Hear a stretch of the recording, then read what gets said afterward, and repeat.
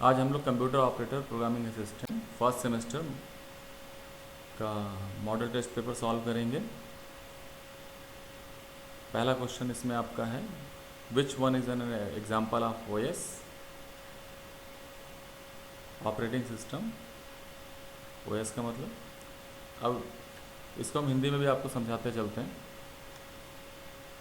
Question का मतलब है सामने दिए गए चारों विकल्प में से ऑपरेटिंग सिस्टम का उदाहरण कौन सा है। तो फर्स्ट आपका इसमें एंटीवायरस है। एंटीवायरस का मतलब ये है कि ये प्रोग्राम में कंप्यूटर में एक ऐसा प्रोग्राम है जो आपके कंप्यूटर को सुरक्षित रखता है। एमएस ऑफिस एक वर्ड एप्लीकेशन है और मैक्रोमीडियाज कंपनी है यूएस की, अमेरिका की। और विंडोज़ आपका एक ऑपरेटिंग सिस्टम है जो यूज़र और कंप्यूटर के बीच में एक प्लेटफॉर्म क्रिएट करता है।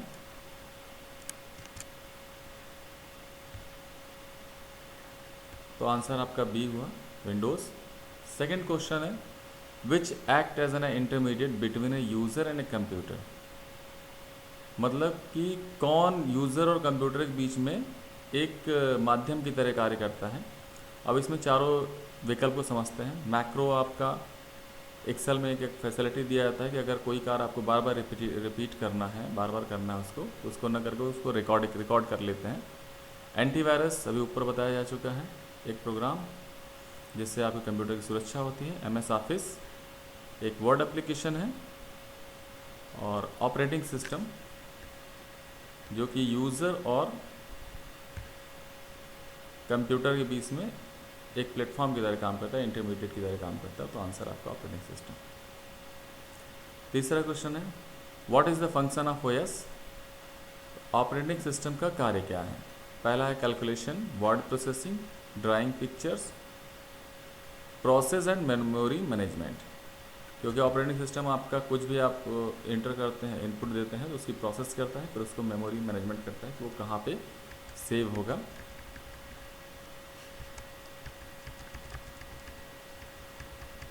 फिर आपका क्वेश्चन आता है, where does the minimize application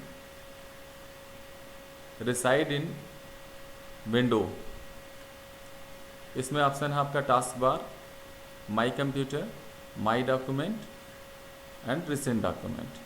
तो आंसर आपका टास्क बार है, क्योंकि आप कोई भी एप्लीकेशन को मिनिमाइज करते हैं तो आपके टास्क बार जो सबसे बॉटम लाइन होती है उसमें आपको शो करता है। तो answer is a task bar.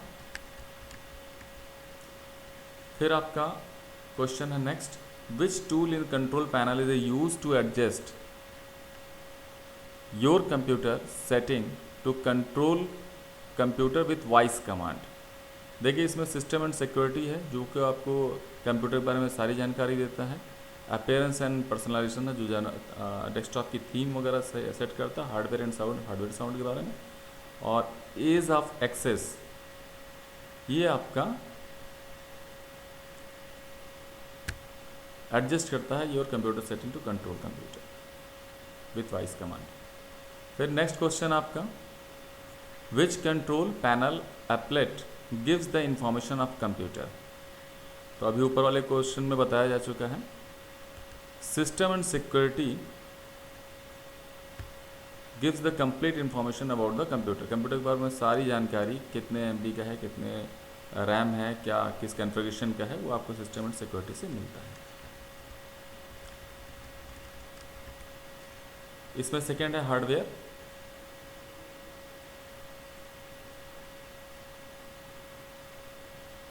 Hardware and sound में आपको हार्डवेयर की जानकारी मिलती है और प्रोग्राम में जो भी प्रोग्राम है उसके बारे में जानकारी मिलती है। और अपीयरेंस एंड पर्सनलाइजेशन जो आपको ऊपर बताया जा चुका है। अब आते हैं नेक्स्ट क्वेश्चन पे, what is the extension of applet file in control panel. तो पहले इसमें पहला क्वेश्चन है .ctl। .ctl आपका फाइल एक्सटेंशन है ActiveX control visual basic user control जो है माइक्रोसॉफ्ट विजुअल स्टूडियो का है। एक्टिवएस कंट्रोल फाइल जो माइक्रोसॉफ्ट विजुअल स्टूडियो में यूज़ होता है उसका है। .cpl आपका जितने भी कंट्रोल पैनल के हैं उसका डॉट CPL है, और डॉट CL आपका कैलेंडर का होता है, और आपका डॉट CSL है। डॉट CSL आपका XML बेस्ड लैंग्वेज है, CSS स्टाइल लैंग्वेज का इसका फुल फॉर्म होता है। तो आपका इसमें आंसर है, जो कि हमें एक्सटेंशन अपलेट का कंट्रोल पैनल का लेना है, तो डॉट CPL है इसका आंसर। आपको सभी विकल्प के बारे में इसलिए बताया जा रहा है कि एग्ज़ाम में आपका